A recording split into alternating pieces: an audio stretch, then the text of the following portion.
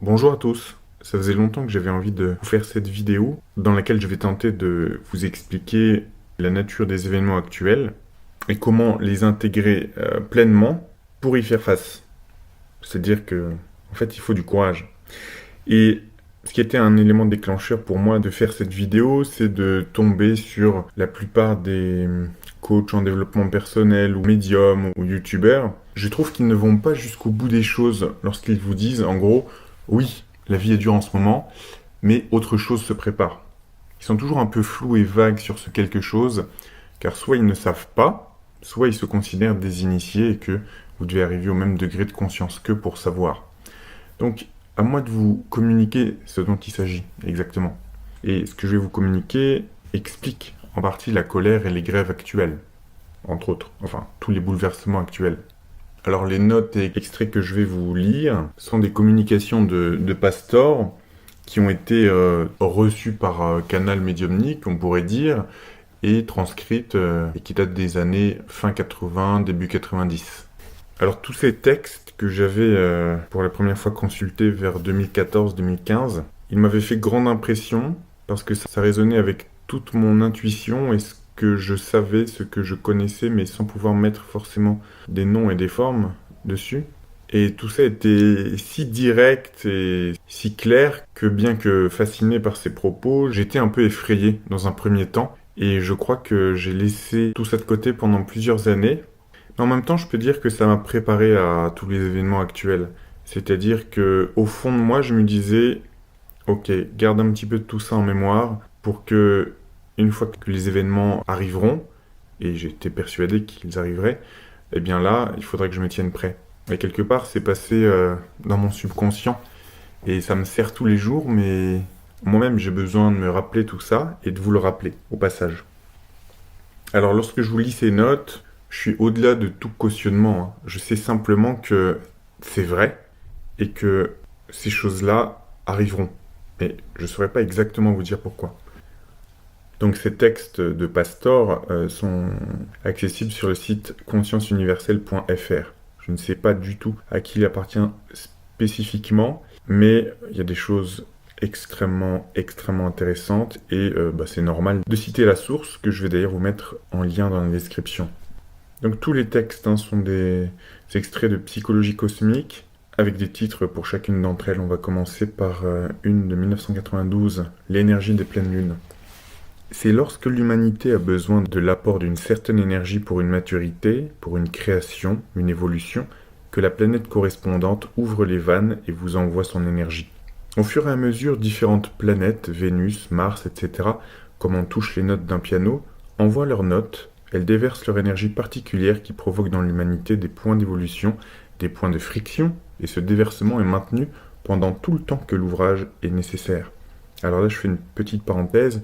Pour moi, il est évident que les énergies totalement déstabilisantes qu'il y a en ce moment, mais aussi tous les maux physiques qui accompagnent tout ça, vous savez, cet énervement physique, cette anxiété permanente, sont pour moi davantage la manifestation de l'influence de certaines planètes, comme on va le voir, peut-être aussi du changement de la fréquence de Schumann, de la Terre, et même pour moi davantage que, vous savez, l'influence des ondes électromagnétiques comme Wi-Fi, 5G, etc.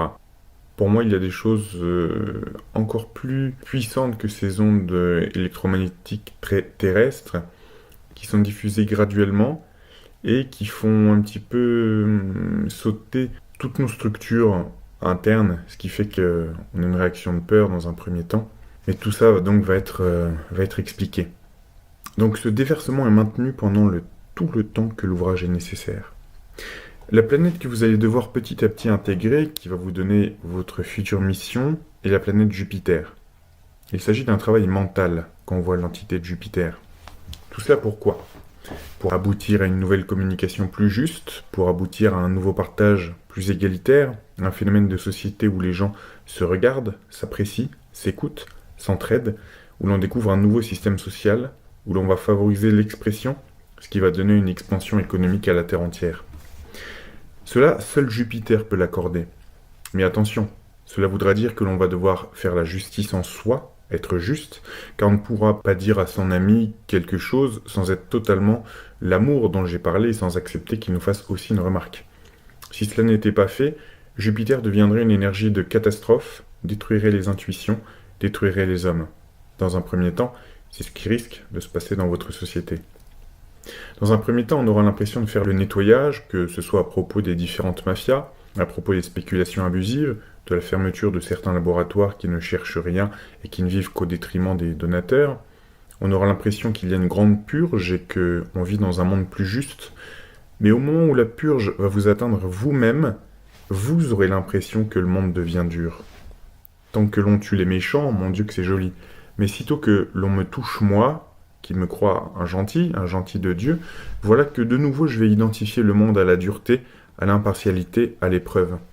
C'est parce que la justice totale doit se faire, dehors et au-dedans.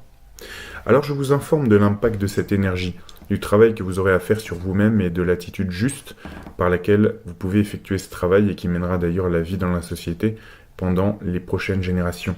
Petite parenthèse, pour moi c'est ça qui explique les choses difficiles, les épreuves qui arrivent à la majorité des gens en ce moment, et aussi et parfois davantage par exemple, dernièrement je suis tombé sur YouTube sur une médium qui disait qu'elle revenait seulement après 2-3 mois parce que sa vie quotidienne était semée d'embûches, etc.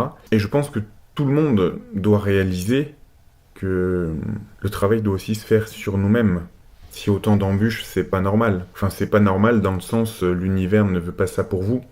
C'est qu'il faut continuer à travailler, à s'élever, d'autant plus que, d'après moi, quand on est médium ou ce genre de choses, c'est pas que l'univers est plus exigeant avec vous, mais si un petit peu quand même, c'est-à-dire que comme vous avez ouvert un canal, alors on vous envoie des devoirs peut-être plus compliqués que la moyenne des autres élèves, puisque vous en avez la capacité. Vous voyez, c'est un petit peu comme ça que je vois les choses. Donc, oui, que ce soit des médiums, enfin n'importe qui dans la société, vous avez l'impression que votre vie est plus dure, mais c'est parce que le besoin de purge vous a atteint vous-même, et qu'il faut que vous vous en occupiez. Fin de la parenthèse. Donc à ce moment-là, la Lune devient éducatrice. Alors la Lune, petite parenthèse, Pastor dit qu'elle n'émet pas elle-même une énergie puissante.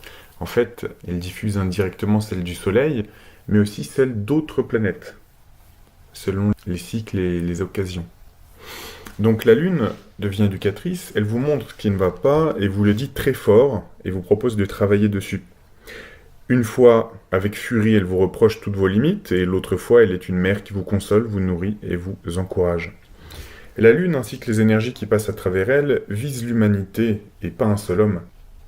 Se déversant sur l'humanité, si on se propose en tant que groupe, on va recevoir beaucoup plus d'énergie, et une énergie qui sera beaucoup plus créatrice, génératrice, que si l'on est tout seul. De la même manière que la Lune, c'est la mère, le cordon ombilical, si vous prenez toute cette énergie pour créer une relation vis-à-vis de la hiérarchie, de la divinité, étrangement vous coupez le cordon ombilical pour en créer un uniquement mental, et à ce moment-là, vous devenez un véritable disciple. Vos canaux étant ouverts, fonctionnels, vous recevez la part du plan que vous devez exécuter, la part du plan qui vous concerne, c'est-à-dire ce que vous devez faire pour vous-même dans votre vie, pour votre évolution, et la part du petit travail que vous devez faire aussi pour vos frères, pour vos semblables. Mais tant que vous êtes inconsciemment raccordé à la Lune qui se prend pour votre mère, vous ne pouvez pas ni vous développer psychiquement, ni devenir un véritable disciple. Comme dans toutes les phases de changement, je passe d'abord par une phase de déstabilisation et de destruction. Pour moi, petite parenthèse, c'est ce qui a lieu en ce moment par rapport à la société dans son ensemble. La seconde phase, qui n'est pas obligée d'être violente, c'est de penser vos propres pensées tranquillement, sans obliger qui que ce soit à vous croire ou abonder dans votre sens. La seconde étape, maintenant que je suis un peu plus individualisé, maintenant donc que j'ai une plus grande existence, maintenant que j'ai un moi-je capable d'exister, d'agir, il faut que j'agisse. C'est la raison pour laquelle, en petite parenthèse, je dis souvent, je crois, d'instinct aux gens qui me demandent mais dénoncer les choses c'est bien, mais qu'est-ce que je fais? Qu'est-ce qu'on fait? Eh bien je dis, passez à l'action, réfléchissez d'abord à des solutions, puis passez à l'action. Parce que c'est en créant votre réalité que tout ça va changer.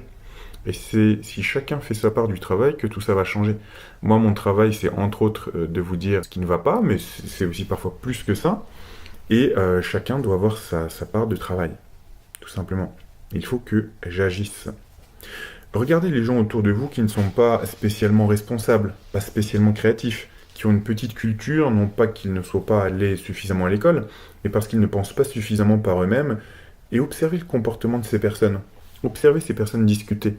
La personne sort des idées toutes faites, des principes non réfléchis, non médités, non expérimentés, guidés le plus souvent par l'effet de groupe, de la peur du lendemain. Et regardez à quel point cela les emmène à la paresse. Cela les emmène devant la télévision nuit et jour, à l'écoute de la radio, sans être capable d'apprécier un moment de silence. Cela les amène à voter pour la majorité, qui à ce moment-là est la majorité. Et voyez que le manque de pensée, le manque d'individualisation, amène le manque de mouvement, donc le manque de vie.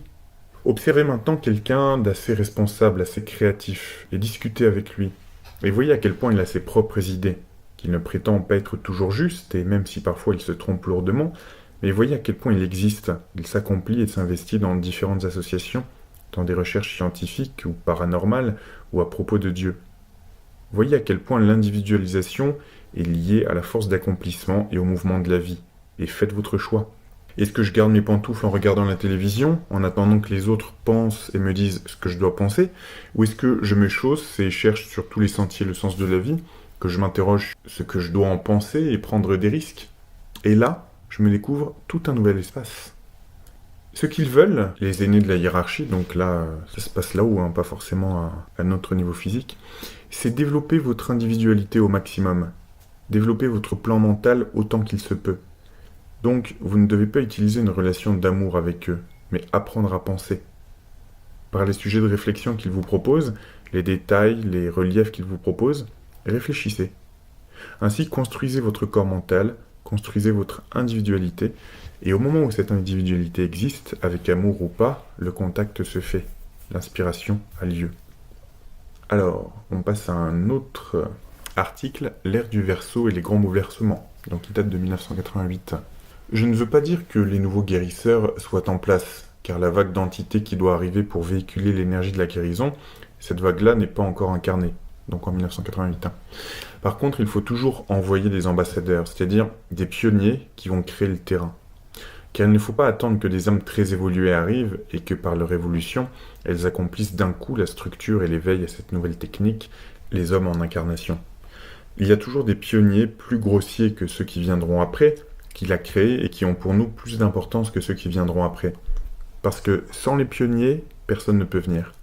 Donc les pionniers sont là, oui, mais les authentiques guérisseurs dont il est question dans les livres sacrés, eux non, car ils appartiennent à une autre vague d'incarnation qui viendra après l'an 2000.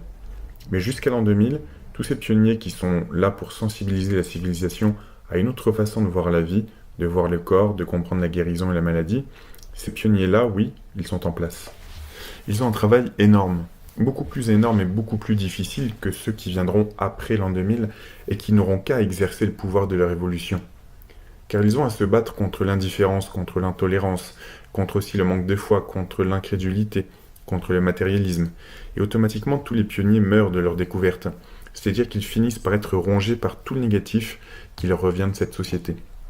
Alors là, je fais une petite parenthèse. Oui, nous, on aurait été les pionniers. Enfin, il y en a eu dès les années 50-70, mais progressivement, de plus en plus, en tout cas à notre époque. Mais c'est vrai qu'on peut remarquer, moi je remarque dans ceux qui sont nés en 2000 ou un petit peu après, qui ont aujourd'hui 20-25 ans, je ne parle pas de ceux qui semblent ne pas avoir de conscience spécifique et qui sont un petit peu lobotomisés, etc., qui se nourrissent mal. Je parle pas forcément de cela, mais il y a vraiment deux extrêmes aujourd'hui. D'un autre côté, il y a d'autres jeunes qui sont très militants, très dans l'action, etc. Il leur manque peut-être un peu la réflexion, mais bon. Et c'est vrai que ce qui est étonnant à voir chez eux, c'est que ce qui chez nous demandait une remise en question profonde, et le fait d'apprendre, de se cultiver, de s'initier, il y a des choses qui semblent beaucoup plus faciles et simples à faire par ceux qui sont nés dans les années 2000, qui ont 20-25 ans aujourd'hui. C'est clair qu'on voit qu'ils ont une facilité pour certaines choses, comme si c'était des évidences déjà acquises. Et on voit que c'est moins difficile pour eux de partir de ce postulat-là et d'avancer. c'est moins difficile que ça ne l'a été pour nous, etc. Parce qu'on leur a préparé le terrain quelque part. Hein, fin de la parenthèse. Voyez-vous, chaque fois qu'une découverte doit être faite ou qu'un nouveau système doit être apporté, il y a toujours cette vague de pionniers qui est envoyée, comme je viens de le dire. Mais cette vague de pionniers n'est pas là pour simplement préparer le terrain, pour créer l'éveil. Elle est là pour prendre en elle-même le karma d'ignorance de l'humanité. Pour qu'une poignée d'hommes évolue, il va falloir que quelqu'un se sacrifie. Cela est ainsi depuis la nuit des temps, parce que c'est la seule façon de changer les choses. Il faudra que le pionnier se sacrifie, non seulement pour descendre, pour instruire, pour initier, pour éveiller à d'autres choses, mais aussi et surtout pour prendre le négatif qu'il va emporter avec lui. Et ainsi, en emportant le négatif, la graine qu'il aura semée va pouvoir être arrosée par ceux qui viendront après. Bien sûr, pour eux, leur travail sera aussi difficile, mais d'une autre nature. Allah, écoutez bien, il faut considérer le microbe ou le virus comme une forme de matière, certes grossière, mais comme une forme de matière instrumentale pour la purification du corps de l'humanité. Lorsque je parle du corps de l'humanité, il faut donc voir l'humanité dans son ensemble comme un seul et même être. L'humanité, lorsqu'elle accomplit son développement, lorsqu'elle va vers certaines initiations, doit aussi éprouver ces moments de purification. Est-ce que cela veut dire que le microbe ou le virus a été prévu par Dieu ou par les maîtres constructeurs? Non.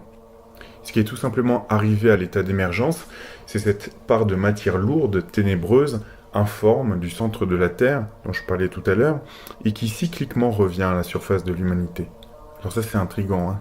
J'avoue, il ne détaille pas ce dont il s'agit exactement, mais cette part de matière lourde, ténébreuse, informe du centre de la Terre dont je parlais tout à l'heure, et qui cycliquement revient à la surface de l'humanité. Moi, ça me fait un peu penser au film X-Files, hein, celui de 1997, non pas la série, qui commence par des enfants au début du film, qui en jouant, en fait, tombent dans un trou très profond, et l'un des enfants, en fait, commence par être infecté par quelque chose d'extraterrestre ou d'intraterrestre. Et ensuite, le film commence là-dessus. Enfin, il est très très très intéressant à bien des égards. Fin de la parenthèse. Puis, il vient des passages initiatiques. À ce moment-là, toute cette zone dont j'ai parlé tout à l'heure, toute cette zone de matière très plutonienne, matière très informe, très brutale, très primaire, sans conscience, ressurgit parce que c'est le moment de la purifier, de la transformer et de la conscientiser. Et quand cette part de matière monte dans le corps de l'humanité, lorsqu'elle vient jusqu'à fleur de peau des hommes, les hommes qui n'ont pas suffisamment de vibrations positives, de vibrations spirituelles ou de buts spirituels sont emportés par la vague de matière qui déferle en eux. À ce moment-là, ils peuvent être contaminés par tout ce qui existe, que ce soit le sida ou quoi que ce soit d'autre, comme des maladies d'origine complètement psychologique. Ce qui ne veut pas dire que tous les hommes atteints de ces maladies sont des gens qui n'arrivent pas à évoluer. Il ne faut pas non plus créer des catégories de cette sorte-là. Il faut comprendre que l'évolution est un problème alchimique et qu'une certaine personne a un problème alchimique à un certain niveau, une autre à un autre niveau, et encore une autre à un autre niveau. Il ne faut pas voir les choses de manière trop simpliste.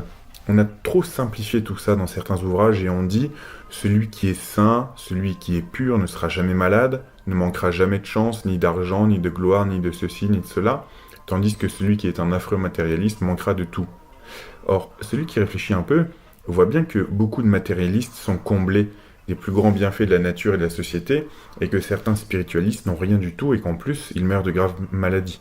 Petite parenthèse, c'est la raison pour laquelle, là aussi, certains coachs en développement personnel ou loi d'attraction ou autre, c'est incomplet ce qu'ils disent parce que force est de constater, lorsqu'on regarde autour de nous, qu'il y a des gens qui ne s'occupent pas du tout des vibrations sur lesquelles elles sont et qu'elles émettent, ou qui sont de parfaits fumiers, et qui ont tout le confort matériel qui existe. Il faut le constater, il faut être honnête. Je veux dire, ça n'est pas que la mentalité ou le taux vibratoire qui fait que. Donc moi j'aime bien être honnête dans le développement personnel et l'ésotérisme. Donc tout dépend de ce que vous avez à vivre pour les causes qui amènent cette nécessité. Tout dépend de ce que vous avez à vivre pour les causes qui amènent cette nécessité. Dans l'action de la mort, dans l'action de la purification, il n'y a pas de fatalité. Il y a au contraire un grand besoin de renouvellement. Donc, pour celui qui meurt, il ne faut pas voir la fatalité de l'épidémie qui s'est abattue par-ci, de la fatalité qui est tombée par-là, du hasard qui était négatif. Il faut voir la résurgence qui est possible, le renouvellement, le karma qui est épuré ainsi ou non, et pour l'humanité entière. Petite parenthèse, vous voyez de quoi il pourrait s'agir? La période du coco, là? Je relis, Dans l'action de la mort, dans l'action de la purification, il n'y a pas de fatalité. Il y a au contraire un grand besoin de renouvellement. Donc pour celui qui meurt, il ne faut pas voir la fatalité de l'épidémie qui s'est abattue par-ci, etc. Il faut voir la résurgence qui est possible, le renouvellement, le karma qui est épuré ainsi au nom et pour l'humanité entière. La mort d'un homme vécu innocemment va permettre d'une certaine manière l'épuration du corps total de ce logos qui est à naître et que vous composez tous en étant l'humanité. Il faut comprendre cette solidarité qui existe entre toutes les âmes et pour accepter de souffrir au nom de cet être gigantesque que vous serez plus tard. Il faut accepter pendant un certain temps, pendant X nombre de cycles vécus sur un plan terrestre, de partager le fardeau. Si la matière du corps de ce logos qui est à naître a besoin de sortir la matière grossière qui est en lui par la création des virus, la création des microbes, il faut que l'humanité le sache, participe et se donne. Le développement du logos qui est à naître, le développement initiatique de cet être cosmique, repose sur la responsabilité de chacun de vous. Qu'est-ce que cela veut dire ? Cela veut dire que l'être qui est à naître et que vous composez, tout en étant l'entièreté de vos âmes, assemblées toutes en un seul être, c'est vous-même en même temps. Mais un jour, c'est vrai, vous évoluerez, vous fusionnerez avec la conscience logoïque et vous vous apercevrez que vous n'êtes pas différenciés des autres et qu'à vous tous, vous n'êtes qu'une seule et même conscience. Autrement dit, pour composer son corps, le logos qui est à naître participe à une forme d'illusion qu'est la division, de la même manière que votre âme se précipite dans la matière par la personnalité pour chercher l'initiation, l'action, le pouvoir. Car encore une fois, tout ce qui est en bas obéit à tout ce qui est en haut. Et que la petite cellule dont j'ai parlé tout à l'heure, qui subit le même chemin initiatique pour vous lorsqu'elle passe dans la rate chercher sa partie d'âme par le globule de prana solaire, vous allez chercher votre âme, votre monade, et ainsi de suite, jusqu'à ce que, ayant gravi les divers échelons de la création, vous vous aperceviez que la division était une illusion, et que vous étiez un seul et même être. À partir du moment où l'individu s'avance de plus en plus vers ce qui est universel, les illusions cessent d'exister. Et il n'y a pas le petit frère, le papa, la maman, l'ami que vous retrouvez là-haut. Simplement, d'un seul coup, les divisions cessent, les murs tombent. Et lorsque les murs tombent, celui qui existe en tant que mari ne l'est plus. C'est vous-même. Et la vie qui passe à travers cette personne est la même que celle qui passe à travers vous. L'universalité, ce n'est pas accepter que nous soyons tous égaux, c'est savoir que nous sommes qu'un seul et même être. Alors, petite parenthèse, c'est très intéressant ça. Quand il dit « celui qui existe en tant que mari, tout d'un coup, ne l'est plus, c'est vous-même ». Et la vie qui passe à travers cette personne est la même que celle qui passe à travers vous. J'écoutais dernièrement une femme sur YouTube qui disait que c'est lorsqu'elle a fini d'écrire un bouquin qui disait « je suis célibataire et heureuse de l'être », quelques jours après la publication, c'est là qu'elle a trouvé l'homme de sa vie. C'est-à-dire c'est une fois qu'elle avait résolu les choses en elle-même, et une fois qu'elle avait véritablement, là on peut dire, la vibration nécessaire pour attirer vraiment l'homme de sa vie, qu'elle l'a attiré. Et quelque part, c'est une fois aussi qu'elle a lâché prise. Et quelque part, pour moi, ça explique aussi ce qui se passe actuellement, c'est-à-dire que l'impression première qu'on a, c'est que depuis le Coco-19, on a cette impression que les gens s'isolent de plus en plus, ne supportent pas ou supportent de moins en moins l'autre. Et on voit de plus en plus de célibataires et de gens plus ou moins se mentir à eux-mêmes. Soit on a ceux qui disent je me suis résigné à être tout seul, ou alors par choix, ou alors non, c'est vraiment totalement assumé, je suis pleinement épanoui comme ça, etc. Et ce qui va se produire, c'est qu'à un moment donné, en fait, les gens vont se découvrir complètement eux-mêmes, quelque part un peu se marier avec eux-mêmes. Et seulement après ça, ensuite, il ne faut pas voir ça comme étant, vous savez, le summum de l'individualité, de l'individualisme, et qu'on aura une société uniquement égoïste, etc. Parce qu'à mon avis, ce sera uniquement à partir de ça, de cette étape, que les gens pourront véritablement être heureux avec quelqu'un d'autre, et non plus être avec quelqu'un par défaut. Vous voyez ce que je veux dire ? Fin de la parenthèse.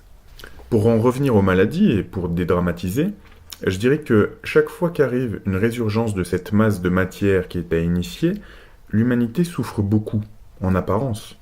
Si je dis en apparence, ce n'est pas pour faire un trait d'humour alors qu'il y a des pleurs et de la mort, mais c'est simplement pour faire comprendre à l'homme que malgré la souffrance, c'est la garantie de l'espoir qui existe, que malgré la mort, c'est la garantie de la grandeur qui existe et qui se profile à l'horizon. Il faut comprendre le système initiatique à un niveau plus universel pour savoir approcher avec une vision juste l'action des épidémies, l'action des grandes maladies. Alors, Est-ce qu'il y aura des changements dans le futur? Bien sûr, nous, c'est-à-dire les maîtres de la hiérarchie, les effectuerons autant que nous le pourrons et dans la mesure où nous n'allons pas trop contre votre liberté, contre votre propre capacité à soutenir, à comprendre, à accepter et à vous mettre à agir pour ces changements. Alors là, je vais faire une pause. Ça correspond totalement à ce que j'essaye de vous expliquer dans le passé et beaucoup m'avaient mal compris ou on était un peu insultés quand on disait attendez, pourquoi vous percevez uniquement le négatif qui est sous vos yeux et pourquoi vous ne regardez pas ce à quoi ça pourrait amener derrière? Vous voyez ce que je veux dire?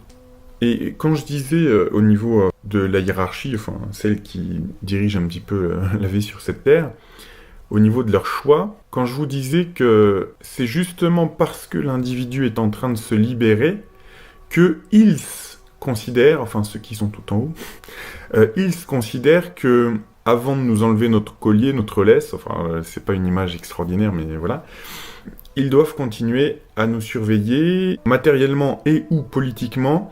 Ça passe aussi par une phase peut-être totalitaire, vous voyez? Parce que je vous rappelle, hein, ils disent nous n'irons pas trop contre votre liberté. Donc ça implique qu'ils y sont allés un petit peu quand même contre, mais pas trop, pour que ensuite, donc quelque part quelque chose qui est perçu comme négatif, puisse créer quelque chose de positif, mais par nous-mêmes. Hein, c'est-à-dire à accepter et à vous mettre à agir pour ces changements que vous voulez. Vous voyez? Des changements, nous en avons plein la tête pour vous améliorer la vie et vous faire plaisir. Seulement, qui est sensible au changement? Qui va être suffisamment sensible pour le comprendre, le recevoir et se décider à agir, se décider à créer, à entraîner les autres dans sa création et à faire de ce changement potentiel une réalité sur le plan physique? Deuxième parenthèse, c'est là où je vous dis souvent, vous voulez que quelque chose que vous souhaitez arrive? Passez à l'action d'abord, puis passez le mot. Hein? Entraîner les autres dans sa création et faire de ce changement potentiel une réalité sur le plan physique. Alors que si on continue à se plaindre, à passer notre temps à se plaindre et à dire que c'est de la merde, eh bien, on continue d'entretenir cet égrégore. Mais je vous dis souvent, le plus extraordinaire, c'est que quand on pousse à un certain niveau ce qu'on appelle le négatif, derrière, forcément, ce qui attend, ce sera l'inverse de cette force. Donc ça sera du positif. Donc en fait, là, on s'en aperçoit pas, mais on a parcouru 95% de la distance, et on ne voit pas encore la victoire. Il reste à tenir encore, à pousser encore un petit peu pour attirer la force inverse. Ce qu'on appelle le positif, le bien. N'importe quel individu de la Terre est un chaînon principal, important et primordial pour le changement qui naît dans nos esprits, mais qui a besoin de passer par le vôtre pour se concrétiser. Disons que pour vous renseigner un petit peu, l'espoir que nous chérissons le plus, c'est de voir se matérialiser sur la Terre l'avènement d'un monde nouveau. En disant cela, je ne dis pas d'un monde qui soit différent de celui que vous avez à l'heure actuelle. Je parle d'un monde dans le sens où une société, une structure, un système sera plus humaniste et moins économiste. Les changements physiques s'exercent de façon chaotique. C'est pour cela que de temps en temps, il y a des cyclones, des disparitions de civilisations, de continents, etc., alors qu'il n'y a jamais disparition de la flamme initiatique. Donc la civilisation est sujette à des hauts et des bas, des cycles d'apothéose et des cycles de déchéance pour une plus grande renaissance ailleurs. Que va-t-il se passer? Donc ça je vous rappelle, c'était dit en 88. De grands bouleversements sociaux, plus que de grandes arrivées d'êtres initiés. Il faut attendre des crises sociales à l'intérieur même de votre maison, de votre porte-monnaie, aux chaînes de télévision, tout ce qui existe et qui est programmé, conditionné par un ordre social, l'argent et du rapport de force qui existe entre le citoyen et celui qui est appelé le chef du gouvernement. Ce qui veut dire que les changements à venir seront de l'ordre monétaire et de l'ordre politique. Lorsque je dis qu'il y aura changement sur un plan politique, cela veut dire que dans les prochaines générations, toutes proches, le pouvoir politique va basculer complètement. Parce que de plus en plus dans le monde entier, le peuple va se soulever. Il y aura des révolutions, des guerres civiles partout, jusqu'en France, où le pays sera secoué, non pas pour périr, mais pour instaurer un nouveau pouvoir politique. Les hommes ne peuvent pas vivre d'après l'idée d'un seul homme ou d'un seul groupe d'hommes. Ils ne peuvent vivre harmonieusement que d'après une bonne loi, qui est une ressemblance dans la nature et dans le cosmos. Et ainsi vouloir tel programme en vertu de tel ou tel principe ne rime à rien, car il n'y a pas 36 façons pour gouverner un pays, pour gouverner, développer un peuple et pour administrer sa banque et sa caisse. Il n'y a qu'une seule façon, celle de la raison. Or, qu'est-ce qui manque le plus aux hommes politiques à l'heure actuelle, tout gabarit mélangé, de tout ordre que ce soit? C'est la raison. C'est dans le cœur de ces hommes qui ont maintenant des responsabilités internationales que naîtra l'esquisse du gouvernement prochain, qui sera, si on veut le juger ainsi, mondial, bien qu'il ne le sera pas vraiment, mais qui s'exercera de façon mondiale. C'est-à-dire que tous les responsables se réuniront cycliquement pour s'entretenir de ce qui est à faire respectivement dans chacun de leurs pays. Alors qu'à l'heure actuelle, donc en 1988, cela ne se fait pas. Un tel décide de telle chose au mépris de tel autre, ou essaye de faire telle ruse pour tirer avantage sur l'autre, etc. Dans les prochaines générations, après l'an 2025, ce que nous espérons, mais qui peut très bien demander encore 25 ans de plus, ce type de gouvernement sera définitivement implanté sur la Terre. La vie ne sera pas pour autant changée, c'est-à-dire que pour l'homme, les problèmes existentiels demeureront. Qui suis-je? Est-ce que j'aime? Est-ce que je suis aimé? Qu'est-ce que je vais faire dans la vie? Quelle profession? Tous ces problèmes existeront toujours. Il ne faut pas mettre sur le dos d'un système social toutes les responsabilités que vous devrez prendre dans le futur pour être heureux et pour vous accomplir. Chaque fois que le point arrive où l'homme et sa structure sociale se trouvent en désaccord, la structure doit périr et éventuellement tous les hommes qui maintiennent cette structure. Donc, il faut vous attendre à ce que de nombreux hommes politiques périssent. Ils périront de n'importe quoi, de morts courtes par des maladies, des accidents, des assassinats, des révoltes du peuple. Tout pour les éliminer non pas parce que nous le voulons, parce que nous l'avons programmé, mais parce que l'énergie que nous envoyons, et qui a le pouvoir, le rôle de casser la politique existante, sera interprétée par les individus de la Terre comme ils pourront l'interpréter. En recevant cet ordre nouveau, cette énergie, cette inspiration, ce que l'individu va recevoir, c'est que l'homme politique doit disparaître. Ne perdez pas d'énergie à combattre l'ancien système, il ne vaut pas le coup. Il ne vaut pas que vous vous donniez cette peine et que vous investissiez autant de votre temps. Bâtissez ce qui demain doit être vivant, et automatiquement ce qui est ancien disparaîtra. La force doit être utilisée avec discernement, avec raison, avec sagesse. Tous les sages s'attachent non pas à détruire, mais à construire, et par l'action de leur construction, la destruction du passé a lieu. C'est un processus initiatique et alchimique. Pensez à ce qui aura lieu après et à l'intérieur de la tempête. Mettez-vous dans l'œil du cyclone et vous verrez que vous passerez sans problème. Naturellement, si un seul instant vous avez peur, la tempête vous happera. Si au contraire vous gardez l'esprit clair, si vous gardez dans la tête le nouveau monde, si vous construisez le nouveau monde, la tempête qui sévira autour de vous, même si elle vous frappe, vous ne la sentirez pas. Parce que, en disciple fort, convaincu, votre seul but sera de bâtir le nouveau monde et pas de trembler avec le vieux monde qui meurt. Il faut que vous vous rappeliez de cela. Et puis tant pis. Laissez faire ce qui doit arriver. Alors, petite parenthèse, ça, je me souviens l'avoir remarqué il y a une petite dizaine d'années, là, je l'avais gravé dans ma tête. Je savais que ça me servirait. Ne vous mettez pas entre les pattes des anges destructeurs, car c'est par eux que s'effectueront tous ces changements. Donc, petite parenthèse, pour moi, ça n'a jamais impliqué un renoncement à mes idéaux, à mes valeurs, etc. Parce que pour moi, en fait, j'essaie de me battre pour les choses qui comptent pour moi et aussi de dire ce qui n'est pas normal, ce qui pour moi ne devrait pas figurer dans notre futur.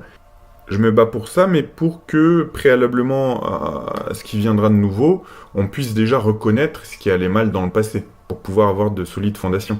Donc moi, c'est pour tout ça que je me bats. Mais je me suis toujours rappelé, depuis que j'ai lu la première fois ce texte, ne vous mettez pas entre les pattes des anges destructeurs. Fin de la parenthèse. Donc, car c'est par eux que s'effectueront tous ces changements. Les changements, les destructions, les revirements, lorsqu'ils ont cette importance-là, ils ne proviennent pas de l'action des maîtres. Le plan, oui, provient du mental des maîtres et de l'énergie des maîtres, mais l'action de la destruction vient de l'action des anges, que l'on peut appeler les anges de la destruction, les anges de la mort, les anges de l'apocalypse. Ce sont eux qui ont ce pouvoir, cette force, non pas qu'ils manquent de compassion, mais parce que c'est dans la faculté d'un ange de savoir si fortement et si intégralement obéir à l'ordre et à la loi, que quels que soient les penchants de son cœur pour l'homme qu'il doit écraser, il l'écrase, parce que son grand amour brûle pour la loi et après pour l'homme. Les anges sont en train de passer, comme des vols de grands oiseaux noirs. Ils s'annoncent par leurs cris d'abord, et vous entendrez dans tous les pays monter les rumeurs de la guerre, de la révolution, du mécontentement, des manifestations, des arrêts de travail, des catastrophes économiques, de l'inflation, etc. 1988, hein. Ils savaient bien que tout ça déjà allait arriver. Mais tout ceci, bien que cela apparaisse tragique quand j'en parle, pourrait être vécu de manière plus paisible si vous savez donner l'interprétation juste. Quoi qu'il n'en paraisse, même si les choses vont être ébranlées, elles ne seront pas pour autant écroulées. car nous ne voulons pas écrouler la société. Nous voulons juste l'appeler un petit peu. Seulement, dès que on enlève un petit peu de pouvoir, les hommes hurlent au désastre, à la catastrophe. Sitôt que l'on enlève le pouvoir de l'argent, c'est comme si le monde entier s'écroulait. C'est comme si le soleil cessait de briller, comme si Jupiter allait s'écraser sur la Terre. Ils confondent tout, ils n'ont pas le sens de la relativité. Ils croient que leur petit monde de la bourse, de l'économie est quelque chose de tellement important qu'ils n'en regardent même pas la fragilité de cette humanité sur cette surface, la Terre, dans le vide du cosmos. Il suffirait que le soleil cesse une seconde d'émettre pour qu'il y ait des millions d'années de ténèbres et de froid sur la Terre et que toute vie y soit impossible. Mais est-ce que l'homme s'en soucie? Non. Il se demande quel sera le prix du dollar demain, s'il y aura toujours de la farine chez le meunier, si son patron ne va pas le licencier. Ça, c'est important pour vivre. Mais si le soleil cessait une seconde de rayonner, tout cela n'aurait aucun sens. Je ne veux pas dire que les problèmes de licenciement, les problèmes boursiers ne sont pas à considérer. Il faut les considérer car on ne vit pas que de l'air du temps et les yeux dans le ciel. On vit aussi de choses très concrètes, très structurées. Il ne faut pas se monopoliser et courir se pendre parce que du jour au lendemain, il n'y a plus d'argent ou de travail. La vie continue, la vie persiste, la vie est une énergie inépuisable. Et c'est avec cette même force de cette vie inépuisable que l'homme doit continuer à travers les changements à croire dans la vie. Si demain vous ne croyez plus en votre vie parce que vous êtes au chômage, parce que votre enfant ne trouve pas de travail, ou parce que ceci, cela, vous n'êtes pas un disciple, parce que vous ne savez pas où est la force de la vie et ce qu'est la force de la vie. Mais si malgré tous ces problèmes, malgré ce chaos, vous prenez votre force en main et vous essayez de bâtir le nouveau monde, vous montrez que vous êtes un disciple. Lorsque Pierre a bâti l'Église, tous les chrétiens allaient aux arènes. Ils étaient persécutés, menés au lion. Comment aurait-on pu croire qu'une Église pourrait naître un jour, alors que l'on tuait les premiers adorateurs de l'Église, les premiers disciples? Et pourtant, Pierre continuait à bâtir son Église, et un jour son Église est devenue si puissante qu'elle a rivalisé avec le pouvoir des rois et des hommes politiques. Tirez une grande leçon de cette chose-là. Réfléchissez-y chaque fois que vous sentez votre espoir défaillir, vos conditions défaillir. À l'origine, rien n'est facile. Il faut se battre contre une multitude de choses, contre le vieux système, contre l'ignorance, contre le matérialisme, la méchanceté des hommes. Mais si l'on persiste, tout a lieu. C'est dans la persistance, la persévérance, que le disciple établit le royaume. Autre article, la stérilité des femmes. 1986. Actuellement, la vie moderne, le stress et l'abus de produits chimiques sont aussi des facteurs de cas de stérilité. En ce moment, à cause des énergies nouvelles qui vont rendre la femme nouvelle, il y a mutation du corps féminin. Donc la femme étant en mutation, et plus spécialement visée par les énergies, elle se trouve un petit peu plus fragile dans tout ce qui la constitue. Si elle abuse de la vie et de l'activité de la vie moderne, plus l'abus de certains produits chimiques, de certains excitants, comme les drogues, le café, etc., il y a parasitage au niveau des énergies qui visent la reproduction. Parce que la reproduction ne serait pas souhaitable, étant donné que le type féminin est en mutation pour être un type nouveau dans la nouvelle ère. Si on contamine ce changement avec des données qui ne sont pas souhaitables, des données qui viennent aussi bien du psychisme, de la vie stressante, ou qui viennent tout simplement de l'abus de certaines drogues, ou de produits chimiques comme certains médicaments, le nouvel ADN qui doit s'instaurer dans cette femme se trouve mal programmé. En quelque sorte, la nouvelle race serait mal programmée et ne serait pas la race souhaitée. Alors les énergies se mettent en place pour contrecarrer les niveaux de reproduction afin que l'ADN soit préservé. Ceci est pour les femmes qui se placent dans la zone où justement elles peuvent devenir des nouvelles femmes. Maintenant, il n'y a pas de problème pour les personnes qui continuent à appartenir à l'ancien monde et qui peuvent avoir des enfants, car il ne faut pas faire une généralité de tout. N'oublions pas qu'il y a interpénétration des deux zones, de l'ancienne et de la nouvelle. Alors, petite parenthèse, c'est ce que certains appellent la troisième et la cinquième dimension, ou la troisième, quatrième et cinquième dimension. C'est-à-dire que, en ce moment, ce qui peut sembler d'ailleurs étrange, on a un enchevêtrement de plusieurs longueurs d'onde qui se côtoient les unes les autres. Donc il y a des gens à la fois en troisième dimension, d'autres en cinquième, pour ceux à qui ça parle. Il y a des personnes qui, tout en continuant à appartenir à l'ancien monde, peuvent très bien continuer à enfanter parce que, énergétiquement, elles sont en harmonie. Mais dès qu'il y a mutation, dès que certaines personnes s'éveillent, même s'il n'y a pas forcément une démarche spirituelle, mais si sur un plan vibratoire elles ont atteint un certain degré pouvant permettre la mutation, alors ce sont plutôt ces personnes qui sont visées par la stérilité. Ne pouvant pas s'adapter à la discipline, il vaut mieux que leurs moyens de reproduction soient coupés parce qu'elles transmettraient de fausses données à la nouvelle race. Il vaut mieux reproduire selon les normes de l'ancien monde que d'essayer de produire des mutants qui ne seraient pas conformes aux normes spirituelles futures. N'oublions pas qu'il s'agit justement de créer des mutants, et c'est pour cela qu'il doit y avoir une grande sélection parmi les personnes qui sont en mutation, tandis que les autres peuvent tranquillement avoir leurs enfants. Ça c'est... Ça fait partie des choses qui, lorsque je les avais lues pour la première fois il y a quelques années, ça m'avait laissé un peu pantois, c'est un peu violent, c'est un peu... N'oublions pas qu'il s'agit justement de créer des mutants. Ok. On passe à un autre article. Celui qui voudra garder la vie, la perdra. Donc toujours psychologie cosmique, 1986. Comment expliquer de façon simple et concise à des personnes angoissées ce qui est en train de changer, ce qui va se passer dans un très proche avenir, le pourquoi, le but de tout cela? Commencez d'abord par leur dire qu'il ne se passera rien. Les gens imaginent que la guerre peut arriver, qu'un cataclysme peut arriver. Les frayeurs, les craintes font partie de la nature humaine. Surtout à l'approche de ces fins de cycle, à ces périodes où il y a révélation, où il y a changement, où il y a l'approche du miroir. Toutes les frayeurs et craintes ancestrales qui font partie de la molécule, qui sont des frayeurs et des craintes animales, ressortent. Et l'individu qui n'a pas suffisamment de foi ou de détachement vis-à-vis de la mort entre en grande angoisse. Ce dont il faut les affranchir dans ces cas-là, c'est avant tout de la mort, car on ne peut pas changer les événements qui viendront, à moins que l'homme ne se transforme lui-même. Ce qu'il faut exorciser, ce n'est pas qu'ils pourront être parmi les survivants s'ils intègrent telle ou telle société, s'ils font partie de tel chemin initiatique. Quoi qu'il se passe, si votre degré vibratoire, donc votre plan de conscience, est suffisamment développé pour que la réalité du cosmos soit la seule réalité vibrante en vous, vous ne risquez rien. Pour celui qui a véritablement peur, aucune parole ne pourra exorciser sa peur, si ce n'est justement la confrontation avec le phénomène, la prise de conscience. Justement, la confrontation avec le phénomène, la prise de conscience. Là, je vais faire une petite parenthèse.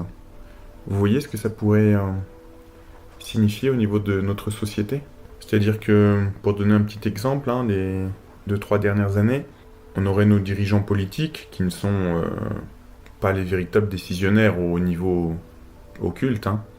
Ils sont dirigés par d'autres entités. Eux, on ne leur aurait pas forcément expliqué le pourquoi du comment, mais on aurait fait en sorte de mettre en exergue cette peur par divers événements, suivez mon regard. Et donc, moi je trouve que ça colle avec ça, avec justement cette parole des maîtres de la hiérarchie. Rien ne pourra exorciser leur peur si ce n'est justement la confrontation avec le phénomène, la prise de conscience. Et donc, Pasteur nous a expliqué que, à partir de cette prise de conscience, là peut apparaître un changement. Donc si c'est le changement derrière tout ça qui est visé, pourquoi pas un grand changement qui serait positif, eh bien, pour la plupart des gens au degré d'évolution où ils sont, on aurait dû passer par là, ce qui est une simple hypothèse de ma part, mais je le pense depuis le début, on devrait en passer par là pour provoquer de tels changements. C'est-à-dire la solidarité, enfin tout ce qui est souhaitable en plus haut lieu. Ok ? À quoi sert-il de survivre si l'on n'a pas servi à quelque chose? Servir, c'est là la survie. Celui qui donne sa vie la gagnera. Les premiers seront les derniers seront les premiers. Toutes ces phrases-là, vous devez les méditer pour approcher cette ère, pour en comprendre le sens total. Si l'homme voulait se donner un peu la peine de transformer son esprit, il ne serait plus immortel. Il ne serait plus immortel. Plus il veut conserver sa vie, plus il se protège de la maladie en inventant des vaccins, des méthodes, des interventions chirurgicales, plus il débouche sur d'autres maladies, d'autres accidents, d'autres problèmes, d'autres énigmes. Or, si tout un peuple se met en marche dans le sens du don de soi, du partage, toutes les forces qui sont contraires s'annulent. Ok ? Donc, à nouveau, petite parenthèse, c'est la raison pour laquelle nous, notre boulot, c'est peut-être de commencer à créer cette solidarité, ce don de soi, cet amour inconditionnel, etc., pour éviter que les autres qui ont un degré de conscience moins élevé, on va dire, arrêtent de se protéger de la maladie en inventant des vaccins, etc., etc. Vous voyez l'histoire, c'est-à-dire, si tout un peuple se met en marche dans le sens du don de soi, du partage, toutes les forces qui sont contraires s'annulent. Ok ? Donc il faut un petit peu changer le prisme des gens qui sont autour de vous, qui n'ont pas forcément ce degré de conscience, et pour les faire sortir un petit peu de leur peur et de leur volonté de se protéger on ne sait même pas de quoi ils veulent se protéger d'ailleurs, parce qu'ils veulent à tout prix sauvegarder leur vie, et même si on restreint leur liberté, etc., c'est à n'importe quel prix, ils veulent sauvegarder leur vie, mais en même temps ils n'en font rien. C'est-à-dire que la plupart de ces gens, leur vie, c'est quoi? C'est aller au supermarché, bouffer, dormir, baiser, machin, enfin, vous voyez ce que je veux dire. Qu'est-ce que vous en faites de votre vie? Mais tous ces gens-là, ils sont autour de nous et on en a besoin quand même pour former l'égrégore de ce que l'on souhaite, nous. Donc, il faut qu'on essaie de leur faire comprendre, à minima, qu'il faut qu'ils arrêtent d'être dans la peur et de gober ce qu'on leur dit au JT et de toujours plus se protéger, se vacciner, ce machin truc. Hein. C'est ce qui est dit là, en tout cas. Autre article, les rituels. Psychologie cosmique, 1987. Tous les rituels sont de la magie, même la messe. À tous les rituels, il y a une alliance avec les anges, appelés aussi Deva, esprit du feu. Pourquoi la nécessité de cette alliance? Les êtres, les entités capables de servir d'intermédiaires entre l'énergie cosmique et le plan terrestre, soit les officiants, qu'ils soient initiés, prêtres ou quoi que ce soit d'autre, sont des relais, des capteurs. À tout rituel, ces intermédiaires sont présents pour effectuer un travail très précis, car les énergies d'un rituel sont des énergies très précises, en correspondance avec des rayons très précis. Si un individu est suffisamment développé occultement pour établir un pacte d'alliance avec ces entités, pour être le point d'ancrage, la source initiale sur un plan physique de l'alliance avec les devas, avec les esprits du rituel, avec les entités cosmiques, alors le rituel est valable, il a de l'énergie, quelle que soit la nature des officiants. Donc, petite parenthèse, là, ce que nous dit Pastor, c'est que il veut nous ouvrir l'esprit au fait que les rituels ne sont pas réservés à certains groupes. Il n'y a pas que des rituels sataniques, que des pactes avec le diable, que des trucs. Lui veut dire que déjà le plus simple, le plus répandu, comme une messe, est déjà un rituel en soi. Il veut sûrement aussi peut-être parler des rituels maçonniques. En fait, toutes les organisations ont des rituels. Et ça n'est pas forcément toujours les énergies du mal, évidemment. C'est quoi qu'il en soit, en fait, des énergies qui nous sont invisibles, à l'œil nu, on va dire, mais qui ne sont pas forcément négatives. Hein? Il dit, quelle que soit la nature des officiants. Le rituel est valable, quelle que soit la nature des officiants. Si au moment du rituel, le maître qui a instauré le pacte, qui a donc créé le rituel au moment où s'est présentée l'entité de la communion, s'il a dit par exemple, écoutez bien, s'il a dit « Soyez bénis, Père, de laisser sur nous votre œil compatissant », automatiquement cette phrase va devenir un mot de passe et la messe ou le rituel ne peut pas avoir lieu, ne peut pas être déclenché sans ce mot de passe, alors qu'en lui-même, il n'a aucune réalité. Cette réalité et cette valeur se retrouvent dans tout ce qui est mantra, tout ce qui est prière. Mantra et prière ont été chargés et peuvent, sur le plan mental collectif, l'inconscient collectif, rayonner à l'insu même des gens, malgré leur manque d'évolution et leur manque d'ouverture. Donc là, il parle des mantras, mais aussi des symboles qui peuvent être tellement forts et chargés occultement, chargés en énergie, que rien qu'en les invoquant, en fait, ils ont la puissance. C'est ça que ça veut dire. Alors, j'espère que pour vous, on ne passe pas d'un sujet à l'autre sans continuité, hein, parce que c'est pas le cas. J'ai pas pris des extraits de tous les articles, mais dans la plupart des articles que je vous lis, il y a cette continuité et ce désir de nous expliquer en fait ce qui va devenir dans le futur des années 80, c'est-à-dire nous maintenant ici. J'espère que ça vous intéresse et que ça vous est utile. On continue avec l'article « L'astral de la race » 1988. Il ne peut pas y avoir de vie sans l'existence de l'astral. Parce que c'est comme si l'homme essayait de faire un enfant sans que la femme dispose d'une matrice pour le concevoir et le porter. L'astral est une matrice. Maintenant, il s'agit de savoir pour l'homme en incarnation et en évolution dans quelle matrice il loge son évolution. Et c'est là où on doit faire les différenciations entre l'astral inférieur et l'astral supérieur. L'homme qui loge sa vie dans la matrice de l'astral inférieur ne verra arriver sur lui et autour de lui que des effluves de l'astral inférieur. C'est pour cela que celui qui est d'orientation négative va non seulement attirer sur lui l'astral négatif, les entités astrales négatives, mais en plus, il va avoir la faveur de l'administration de toutes les circonstances négatives de la Terre. Il va devoir purifier cette vibration-là, il va devoir se soustraire à cette matrice. Et pour se décrocher de cette matrice, il faut des efforts. Et ce ne sont pas des efforts qui sont accomplis par la volonté, non, ce sont des efforts qui servent de purification et qui prennent la voie du karma pour s'accomplir. L'Européen, donc par rapport à l'Américain, a un esprit qui, de par sa cristallisation et à cause de l'ancienneté de son histoire et de sa race, sa cristallisation le porte psychologiquement à cristalliser ses problèmes.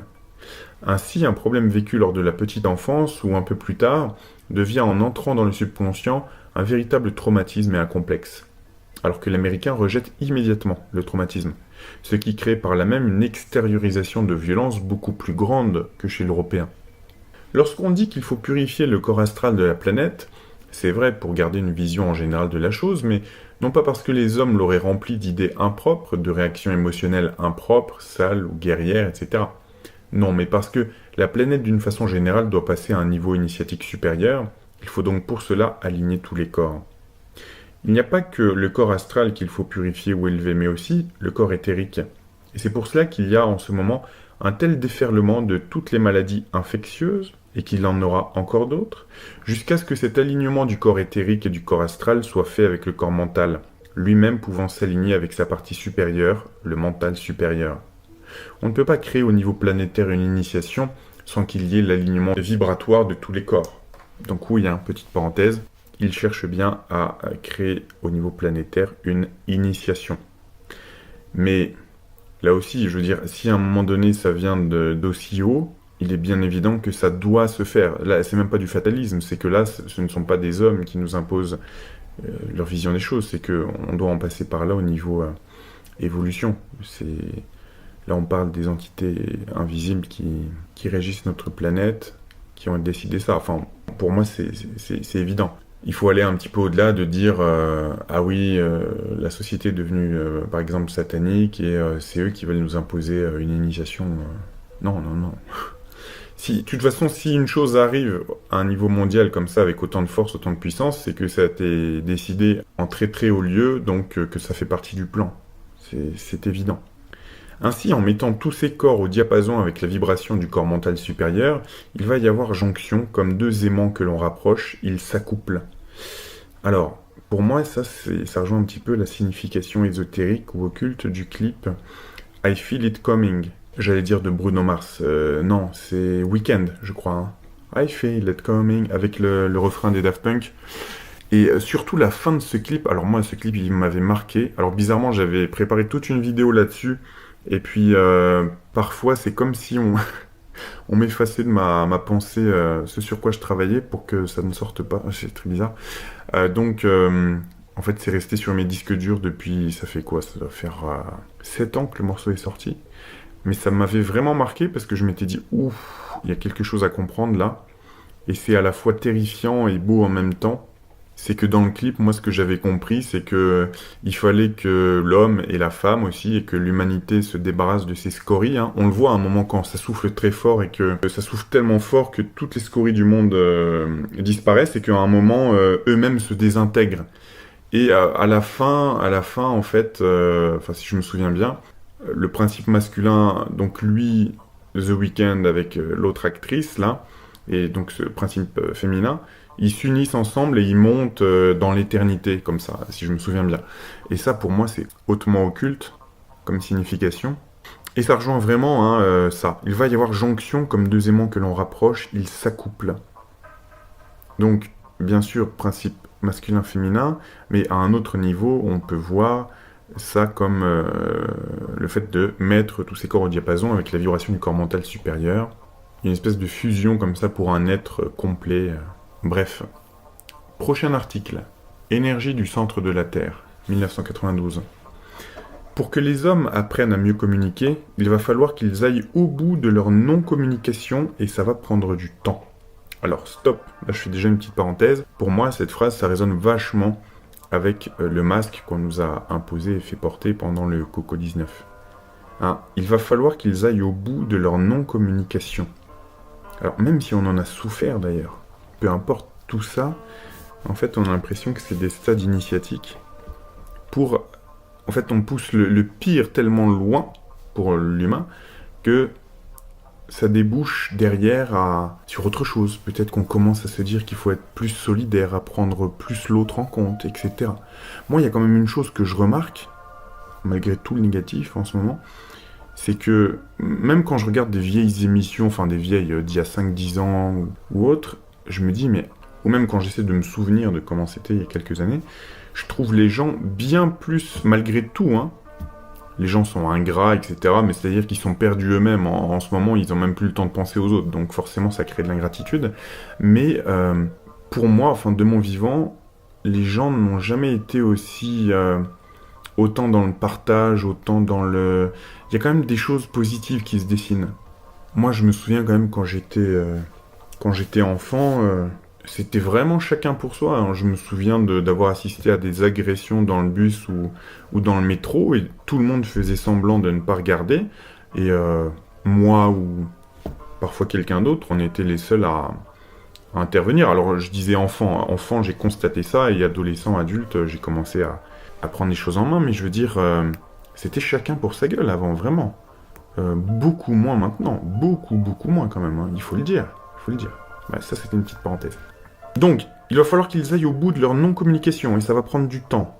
Politiquement, cela va créer des détresses. Économiquement, cela va avoir quelques effets désagréables. Hein, on dirait qu'il parle d'aujourd'hui, quoi, c'est fou. Mais au milieu de tout ce chaos, ce charivari, ce tintamarre, vont se lever des gens qui connaissent la véritable communication et qui vont, que ce soit dans le domaine politique, financier, familial, même spirituel, vont apprendre aux hommes comment communiquer. Les hommes ont toujours pensé qu'il fallait diriger les autres hommes. Attention, je ne tiens pas un discours anarchiste, mais il faut passer par une phase plus ou moins anarchiste dans la tête pour découvrir un nouvel ordre. Je ne peux pas simplement passer dans un nouvel ordre, je dois apprendre à détruire l'ordre qui existe. Ça, c'est tout à fait vrai. C'est ce qu'ont bien compris notamment des gens comme Juan Branco et d'autres. Alors, me dites pas simplement « Ah, c'est des agents du système, c'est des faux rebelles, etc. » Non, moi je pense qu'il y en a quelques-uns de vrais dans le lot, et c'est pas parce qu'on est né dans un milieu privilégié, etc., qu'on n'a pas une âme d'anarchiste ou autre, hein. Voilà. Donc, lui, mais aussi comme Éric Ferreg, hein, par exemple, qui est un ancien énarque, ils ont compris, ces gens-là, qu'il faut détruire l'ordre qui existe. C'est clair. Il y a un moment où on peut plus évoluer si on continue sur les mêmes bêtises, les mêmes conneries, c'est clair. Donc tant que l'on persistera à croire à ce schéma, je dois être un patron sévère, ou je serai un employé malheureux, donc vous savez, dominant, dominé. Je dois être un dieu rempli de courroux et de principes, ou bien je suis un disciple rempli d'épreuves, de problèmes et de purification. Or il n'en est rien. La voie est beaucoup plus simple, mais en même temps je dois redéfinir ma relation avec les autres. Mais il est vrai que pour que l'exécution de cette initiative soit parfaite, au mieux de la perfection atteignable, il va falloir surveiller les exécutants. Hein, petite parenthèse, c'est ce que je vous dis souvent quand je vous dis, paradoxalement, la libération de l'individu est au programme, mais au niveau système politique, ils veulent nous surveiller parce qu'ils considèrent, à tort ou à raison, je ne sais pas, que l'homme qui a tout d'un coup accès quand même à plus d'outils pour devenir libre, eh bien, il faut qu'il soit guidé un certain temps et surveillé, etc., avant qu'on lui enlève les roues du vélo, quoi. Vous voyez ce que je veux dire ? Donc, surveiller les exécutants, mais si je suis un patron, un guide ou un maître, on a à surveiller l'exécution. Cela ne veut pas dire que je dois inférioriser l'exécutant. Cela ne veut pas dire que je dois le juger infantile, hein, contrairement à nos dirigeants actuels. Incapable d'être à l'heure, d'être conscient de son travail et de donner le meilleur de son rendement. Car à ce moment-là, je détruis toute communication possible. Je m'enferme dans un certain rôle, l'employé aussi. C'est comme cela qu'éternellement on n'en sort pas et il n'y aura que des grèves, que des grèves, que des grèves. Ok ? 1992, ça, hein ? Donc on est typiquement là, en ce moment, dans une non-communication avec nos dirigeants. Et ça va déboucher sur cette situation critique de non-communication totale, va déboucher sur d'autres choses. Parce que force est de constater que, enfin nous en tout cas, on a un président qui, dès que ça se passe mal, il va sur un autre continent comme si de rien n'était, et il en profite aussi pour se faire plaisir le soir dans des petites fêtes et d'être visiblement éméché. Hein. C'est même plus du déni à ce niveau-là, c'est que la communication est coupée, tout simplement. Hein. Donc cela ne veut pas dire que je dois juger l'exécutant infantile, car à ce moment-là, j'ai détruit toute communication possible. Et ça, c'est valable autant pour un chef d'État que pour un patron, etc. Hein. Tout l'artisanat va se trouver dans le monde intellectuel, et c'est ainsi que l'on verra un grand épanouissement de la société pour les générations futures. Car on va en fait, en vérité et enfin, pouvoir créer selon son idée. Alors, petite parenthèse, c'est extrêmement novateur de dire ça parce que je sais très bien, comme ils connaissent dans une certaine mesure le futur qui sera le nôtre, hein, ces grands initiés, ils le savent, puisque quelque part ce qu'ils disent, c'est le plan, ça fait partie du plan. Donc pour moi, tout ce à quoi on assiste actuellement avec l'intelligence artificielle, qui est maintenant capable non seulement de créer des images à partir de texte, mais aussi des vidéos à partir de texte et de la musique à partir de texte, c'est ça profondément qui veut dire quand il dit on va en fait, en vérité et enfin pouvoir créer selon son idée. C'est-à-dire que on ne sera plus limité, l'homme ne sera plus limité par des barrières techniques ou autres, et que n'importe quel homme, avec un grand H, hein, ce qui inclut tout le monde dans la langue française, n'importe quel homme va pouvoir créer ce qu'il a en tête. Et pour moi, donc, ça va se passer par l'aide de l'IA, hein, et qui, à mon avis, ne supplantera rien du tout. Elle va juste nous aider à faire soit davantage de choses, soit des choses plus créatives, ou etc. De toute façon, n'importe quel outil n'est ni mauvais ni bon en soi, hein, c'est ce qu'on en fait. C'est évident. Vous prenez l'électricité, vous prenez une chaise. L'électricité, c'est ce qui fait que vous allez pouvoir vous faire cuire à manger et la chaise vous asseoir. Mais si vous mettez l'électricité sur une chaise électrique, si c'est pour condamner quelqu'un à mort, bah, ça va marcher aussi, vous voyez. Mais c'est pas la même intention. Hein. Je continue. Donc l'homme est très créatif. S'il vous semble que vous ne l'êtes pas, c'est parce que vous ne vous en donnez pas le droit. C'est parce qu'on vous a appris à obéir. Maintenant, je vais savoir être à l'écoute de mes petits talents, de mes expressions, et si au début je m'y prends que pendant mes heures de loisirs, au fur et à mesure je m'aperçois que je vais pouvoir en créer un moyen d'existence.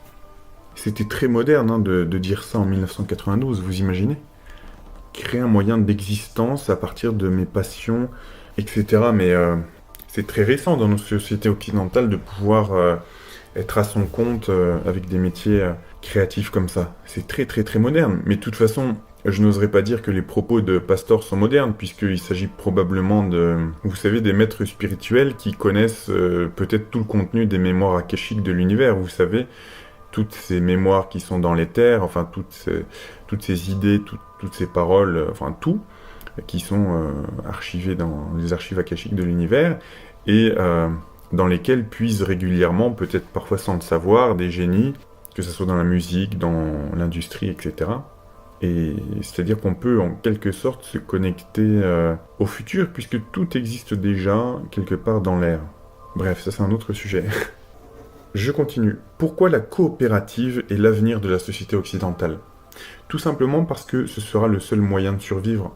On s'apercevra que laisser la monopolisation à des individus qui s'accaparent tout, qui ne sont pas très bons gestionnaires, ou s'amusent avec les bénéfices, l'argent et la bonne santé de l'entreprise, spéculent dans des endroits très scabreux au risque de tout perdre, on verra que ce n'est pas la solution de s'en remettre à un seul homme ou à un seul groupe, qui de toute façon se comporte de la même manière en un seul homme.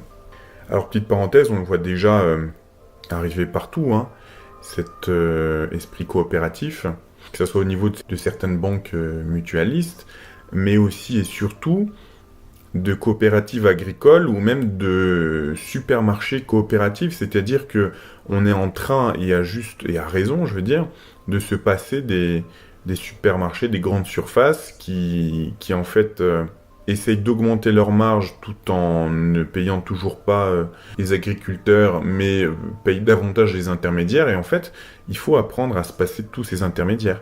Et en fait, un supermarché, par exemple, en coopérative, bah, si j'ai bien compris, il va aller directement se fournir auprès des agriculteurs, des paysans locaux. Et comme ça, on peut fournir non seulement des aliments moins transformés de qualité, mais moins chers puisqu'il n'y a plus d'intermédiaires. Hein, c'est un exemple parmi d'autres. Donc, plus l'employé va prendre des initiatives et devenir comme co-responsable de la santé de son entreprise, et plus l'économie sera calme, stable, et moins cela donnera de l'importance aux hommes politiques. Alors ça me fait penser, il y a vraiment des choses à faire. Hein. Il y a un homme d'entreprise, là, je sais plus s'il est en Bretagne, où il a décidé en fait de se verser le même salaire que tous ses employés. Tout le monde est au même niveau en fait, et régulièrement dans des réunions, il demande l'avis à chacun des employés pour la vie de l'entreprise, et il les fait aussi changer de poste assez régulièrement. pour qu'il y ait un vrai intérêt dans l'entreprise et pour qu'il n'y ait pas d'ennui ou de routine. Ça, je pense que c'est une bonne chose. Donc, tout ça donnera moins d'importance aux hommes politiques, et cela va faire changer le pouvoir de camp. Aujourd'hui, tout est dans les mains de ceux qui prennent les décisions en tant que grands employeurs, que ce soit au niveau de l'entreprise ou au niveau de la politique. Si moi, de plus en plus, je deviens créatif, je deviens responsable, je deviens gestionnaire, ou du moins, je m'en mêle. On ne peut plus diriger pour moi, on ne peut plus prendre des décisions pour moi. On est obligé de tenir compte de moi. Ce qui fait qu'en même temps, on va se libérer de ce fardeau qui est la politique et que sont les politiciens. Au fur et à mesure, à cause de conflits, de manque de communication, de perturbations vibratoires et économiques, le peuple va devenir mécontent et va descendre dans la rue et grogner. Il va renvoyer tout autant qu'ils sont les hommes de la politique, de l'industrie et tous les gestionnaires. La politique va devoir s'adapter et devenir un endroit où ensemble on discute de quelle manière on vit, pas simplement de quelle manière on fait marcher l'industrie, mais de quelle manière on vit la vie. En incorporant à l'intérieur de l'industrie, de l'économie, de l'enseignement, de la recherche scientifique ou de quoi que ce soit, en y incorporant une dimension humaine qui n'existe pas du tout aujourd'hui, on fera en sorte que les choses soient paisibles, belles et puissent évoluer. Ce qui fait que l'économie se sclérose, qu'une entreprise meurt, qu'une politique se sclérose et arrive au pied de son exécutant, c'est qu'il n'y a pas suffisamment de part humaine. Il y a une idée, il y a une gestion, ou il y a un mécanisme industriel, mais ce n'est pas au nom de l'homme pour l'homme. Donc forcément, un phénomène d'usure se crée, les hommes se désintéressent, les hommes se mettent en colère et détruisent. Alors que si on intègre une partie humaine à l'intérieur de quel que soit le métier, ou quelle que soit la politique, ou idée, même religieuse, à qui est à faire vibrer ou à exploiter, à ce moment-là, l'homme va faire évoluer l'idée sans qu'il y ait de crise. Cela se transformera comme la graine devient une tige, devient des feuilles, une fleur, et exhale son parfum. On ira au fur et à mesure des mouvements et des concertations ouvertes à une expression de plus en plus parfaite. Et lorsqu'enfin, une bonne fois pour toutes, les hommes vont se réunir pour leur créativité, vous allez ressentir des énergies magnifiques circuler. Vous aurez l'impression que ce n'est plus simplement vous qui devez réfléchir pour créer une voiture, un objet, un vase, mais qu'il y a la voiture parfaite, le vase parfait et la recette parfaite en tant qu'idée qui plane au-dessus de vous, comme une présence qui essaye de se faire connaître de vous. C'est un petit peu les archives akashiques dont je vous parlais tout à l'heure. Tout existe déjà au-dessus de vous, comme une présence qui essaye de se faire connaître de vous, et que vous n'avez qu'à appeler, mais à partir du moment où vous en êtes conscient. Prochain article, beaucoup d'appelés et peu d'élus. Psychologie cosmique, 1987. La substance mentale de Dieu, si vous voulez, se projette dans l'espace-temps. Dans cette projection, il y a un certain nombre de ces atomes qui vont être pris en charge par certains anges créateurs et être déterminés pour constituer le plan physique. Il existe la Terre bien physique avec son matérialisme, avec ses problèmes, mais il existe une autre Terre, ou plutôt un plan, une sphère complètement éthérée, cosmique et spirituelle. À certaines heures cosmiques, il arrive qu'un plan physique s'aligne avec un plan spirituel. À ce moment-là, il y a comme un sas, une ouverture, et ceux dont l'éveil correspond à la sphère originelle sont automatiquement réintégrés à cette sphère originelle. Et puis, l'air passe, le plan physique recommence une ronde, l'évolution a lieu, la Terre remonte, de nouveau l'heure sonne, le sas s'ouvre, et tous ceux qui vibrent de la même manière que cette sphère originelle sont happés, et ainsi de suite. C'est ce qui détermine la ronde, la danse du cosmos, les airs cosmiques, les cycles. Il y a des cycles qui déterminent l'incarnation des guides, l'incarnation des messies, l'incarnation des éliminateurs de l'humanité, lorsque la Terre arrive dans un certain axe par rapport à sa sphère spirituelle où demeurent les guides en question. À ce moment-là, selon la nécessité du plan physique, le guide est happé et il descend dans la matière. C'est un peu la chute de l'ange en quelque sorte, et il doit attendre tout un cycle pour pouvoir réintégrer sa sphère originelle. Vous devez être observateur, vous devez être à l'écoute de ce qui se passe énergétiquement sur la planète et éveiller aussi les autres à ce qui se passe. Et ainsi vous ferez partie de ces vagues qui successivement viennent dans l'aura de la Terre emporter ceux qui sont prêts, qui reviennent et qui repartent avec à chaque fois un changement d'âme évolué. Pourquoi cette alchimie a-t-elle lieu ? Tout simplement parce que le plan physique n'est là que pour apporter la puissance à celui qui n'est qu'esprit. Lorsque la puissance est acquise, l'ouverture se fait, l'énergie vient. Autrement dit, le moissonneur arrive et emporte ceux qui ont été capables de trouver le feu, et il laisse les autres continuer leur recherche du feu. Je voudrais dire que quoi que vous fassiez de bien ou de mal, n'oubliez pas que, de toute manière, vous êtes surveillé. Peu importe que vous vous considériez pour l'instant perdu, égaré dans le non-avenir, le non-savoir, si demain vous essayez d'être, d'agir et que vous y mettiez votre bonne volonté, Les millions de guides de tout degré dans l'invisible sont là pour faire en sorte qu'il y ait plus d'élus et pour contredire la phrase dont nous venons de parler. Alors d'ailleurs, je pense que c'est mal traduit surveiller, hein. C'est plutôt dans le sens supervisé. Tous ces guides essayent de vous inspirer, de vous téléguider vers les moments, les épreuves par lesquelles vous pourrez vous exorciser, par lesquelles vous pourrez avancer.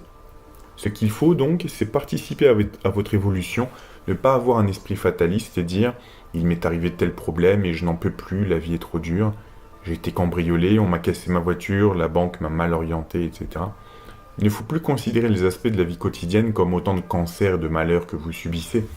Il faut tenir une vision juste et dès que vous déclenchez un tout petit processus, les guides amplifient leur processus puissance 10, puissance 100, puissance 1000. Ils n'attendent que le feu vert en quelque sorte. Il faut faire un petit effort, ouvrir quelque part une petite porte, créer une petite brèche, créer un espoir. La plupart des hommes n'ayant plus d'espoir n'ont pas la puissance d'aimer Dieu, de s'aimer les uns les autres et de se pardonner. Alors, petite parenthèse, là, ce dont il parle, il faut faire un petit effort, ouvrir quelque part une petite porte. C'est la maxime « aide-toi et le ciel t'aidera ». C'est ça. Je dirais que sur la planète, ce qui me manque le plus, ce n'est pas l'amour, ce n'est pas la paix, c'est l'espoir. Un homme désespéré, qui ne croit plus en rien, qui se croit victime de tout, ne peut aller ni vers les dieux, ni vers les hommes. Mais s'il rallume sa flamme d'espoir, la dynamique, le motif, la vitalité, l'énergie, alors quel que soit le monstre qui est en face de lui, physique, psychologique, social, il a la force de l'abattre et de marcher sur son corps. Retenez bien ça, Un homme qui rallume sa flamme d'espoir a la force d'abattre le monstre qui est en face de lui et de marcher sur son corps. Espoir en vous-même, espoir que vous avez de vous sortir de vos problèmes, d'être capable de franchir le cap, espoir dans le lendemain pour ne pas regarder le présent comme quelque chose qui se dégrade, qui fout le camp, qui n'a plus de visage et qui n'est que laideur, espoir en demain, au Dieu, en vous-même. Redécouvrez cette énergie et vous verrez que vous aurez la puissance de vous redéfinir, la puissance de vous rebaptiser. Accordez-vous ce privilège. On va finir là-dessus, la lecture de ces extraits du site Conscience Universelle. Il y en a plein d'autres qui sont intéressants. Alors d'ailleurs, on verra ça, mais quand vous accédez à la page d'accueil du site, tous ces articles ne sont pas forcément visibles en fait. Il faut parfois passer par le moteur de recherche externe, par Google pour trouver certains articles. Bref, je pourrais continuer peut-être à en parler et à sélectionner les meilleurs passages pour vous. Je vous dis à très bientôt pour une nouvelle vidéo.